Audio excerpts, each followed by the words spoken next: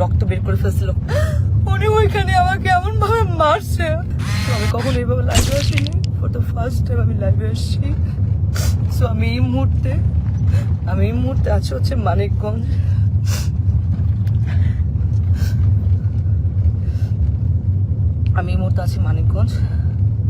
Manikganj director Rafat Majumdar Rinku ভাইয়ের একটা কাজে আসছি ফিকশনে। এখানে আমার সাথে আছে তানজিন তিশা, সুতিজামান সেলিম ভাইয়া, মোমেন আন্টি এবং অ্যাক্টর মিটাপি। তো আমি জানি না আসলে, গতকালকে আমার প্রথম সিন এবং গতকালকে আমি মানিকগঞ্জ আসি। এসে আমি তানজিন তিশা আপুর জন্য আমি খুব সুন্দর ঢাকা থেকে গিফট নিয়ে আসছিলাম, যে আমি তানজিন তিশা আপুকে গিফটগুলো দিব। কারণ আপু এত সিনিয়র, আপু একটা ফিল্ম করতেছে, আপুকে উইশেসের জন্য আমি আপুকে আসলে গিফটটা দিই, কিন্তু আপু গিফটটা নেয় না এবং সে গিফট অ্যাকসেপ্টও করে না, এবং সেখানে সবাই ছিল, সবাই দেখছেও। তো আমি কিছু বলি না যে উনি হয়তো গিফট নেয় নেই, ঠিক আছে মেনে নিচ্ছি। তো আমার প্রথম সিনে আমি যখন শুরু করছি তখন সেখানে প্রথম সিনে উনি আমাকে, সিনের মধ্যে ছিল না, উনি আমাকে মেরে আমার এখানে যে দেখেন দাগ, খামচির দাগ হাতে দাগ রক্ত বের করে ফেলছিল কালকে প্রথম সিনে।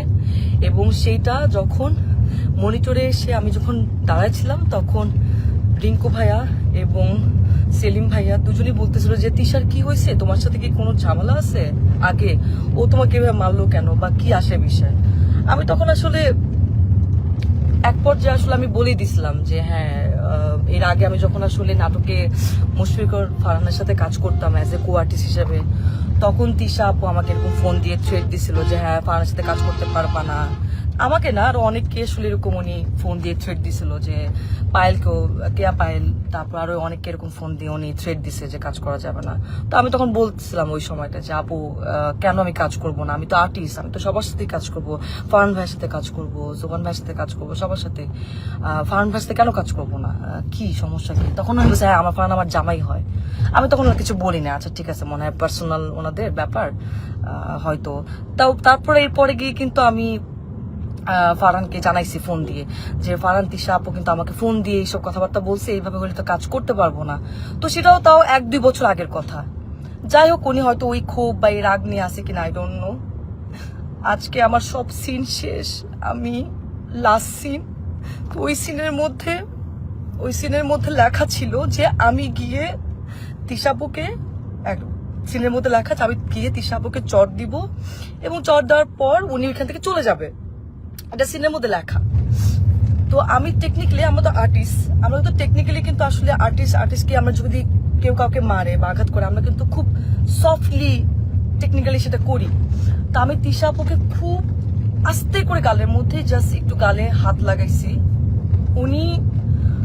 উনি চলে যাওয়ার কথা ছিল, কিন্তু উনি চলে না গিয়ে উনি সিনের মধ্যে, ক্যামেরা ওপেন ছিল, ক্যামেরা ওপেনের সিন চলতেছে মানিকগঞ্জে, এখানে অনেক মানুষ ছিল, তারপর ডিওপি ভাই আরো সবাই ছিল, এডিটর সবাই ছিল। উনি ওইখানে আমাকে এমন ভাবে মারছে আমার গালের মধ্যে এত জোরে জোরে মারছে, আমার গাল, আমার চোখ ফুলে গেছে। আর আমি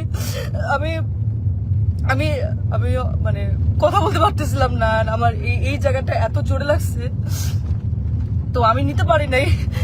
এন্ড উনি এটা ইন্টেনশনালি করছে, এবং করার পর আমি বললাম যে আপু এটা কি করলেন, আপনি কেন মারলেন আমাকে, আপনার তো এটা সিনে ছিল না। এন্ড উনি আমাকে যা তা গালাগালি শুরু করছে।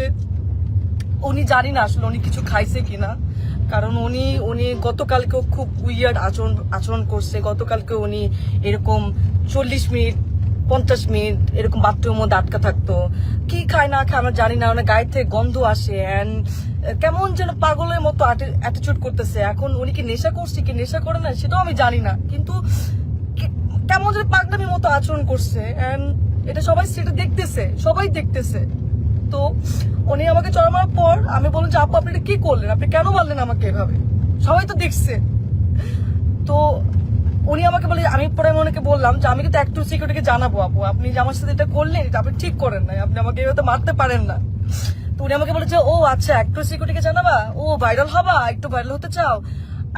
আমি ওনার কথা শুনে অবাক হলাম যে একজন সিনিয়র আর্টিস্ট কিভাবে এই কথাগুলা বলে। অ্যান্ড উনি এত বছর ধরে কাজ করছে ইন্ডাস্ট্রিতে, উনি আরো আমাকে গাইড করবে, উনি আমাকে আরো হচ্ছে হেল্প করবে, কিন্তু উনি যদি উল্টা আমাকে এইভাবে নেগলেক্ট করে কথা বলে, তাহলে আমি আর্টিস্ট হয়ে আমি কিভাবে ওনার সাথে কাজ করব, কিভাবে করব বলেন। এন্ড ওইখানে সবাই আমাকে মানাতে আসছে, আমি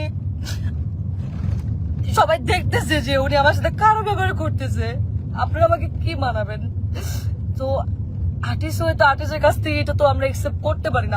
আমাকে এমন ভাবে মারছে, আমার এক পাশে কারের দুলো কোথায় পড়ে গেছে, আমার কোনো কিছু খেয়াল নাই। তো আমি এখন ঢাকায় চলে আসতেছি, আমি অ্যাক্টর সিকিউরিটিকে জানাবো যে একজন সিনিয়র আর্টিস্ট হয়ে এইভাবে যদি আর্টিস্টকে স্ক্রিনের মধ্যে শুটে যদি এভাবে মারে এবং যাচ্ছে ভাবে খারাপ ব্যবহার করে, তাহলে তো সেটা মেনে নেওয়া যায় না, এইভাবে তো কাজ করা যায় না। আমি তো এর আগেও মেহজাবিন আপুর সাথে কাজ করছি, কাজলের দিন রাত্রি, সেখানে বিকি ভাইয়ের কাজ করছি। কই মেহজাবিন আপু তো আমাকে এত সুন্দর করে কিভাবে কাজ করতে হবে আমাকে সাজেশন দিছে, আমাকে এত সুন্দর করে ট্রিট করছে। তোমার কাছ থেকে আমি শিখছি, আমি তো ভাবছি আমি তিশা আপুর কাছ থেকে শিখবো, কিন্তু তিশা আপু আজকে যেটা করলো এটা এটা এটা তো আমার সাথে অন্যায় হয়েছে, এটা তো ঠিক হলো না, এটা তো একদমই ঠিক হলো। আমি তো কাজ করতে গেছি, আমি তো আসলে এটা তো আমি আশা করি নাই। তো যাই হোক, এখন সেলিম ভাইয়া ওনারা সবাই এখানে ছিলেন, সেলিম ভাইয়া ওনারা সবাই দেখছে, এখন ওনারা জানে ওনারা কি ডিসিশন নিবে। কিন্তু আমি ঢাকায় যাচ্ছি, আমি একটু সিকিউরিটিকে জানাবো যে ওনারা আসলে কি ব্যবস্থা নিবে। এবং আজকে যদি এরকম একজন আর্টিস্টের সাথে কাজ করে, মানে আমার যদি এই অবস্থা হয়, তাহলে যারা কাজ করছে প্রিভিয়াস বা তারাই বা কি ফেস করছে। তো আমি তো সবসময় আশা করি যে আমি যারা সিনিয়র, যারা মেহজাবিন আপু বা যাদের সাথে কাজ করব, কখনো সামনে যখন কাজ করব, তাদের কাছ থেকে আমি শিখবো। কিন্তু তানজিন তিশা আজকে উনি যেটা করলো আমার সাথে, আমি এত নাইসলি ওনাকে গিফট দেওয়ার চেষ্টা করলাম, সেটাও তো নিল না, উল্টা আমাকে মারলো শুটিং সেটে। এটা কি ঠিক করলো? আপনি তো সিনেমা করছেন না, তানজিন তিশা তো সিনেমা করছে, তো একজন সিনেমা আর্টিস্ট, তার তো মনটা অনেক বড় হওয়ার কথা ছিল।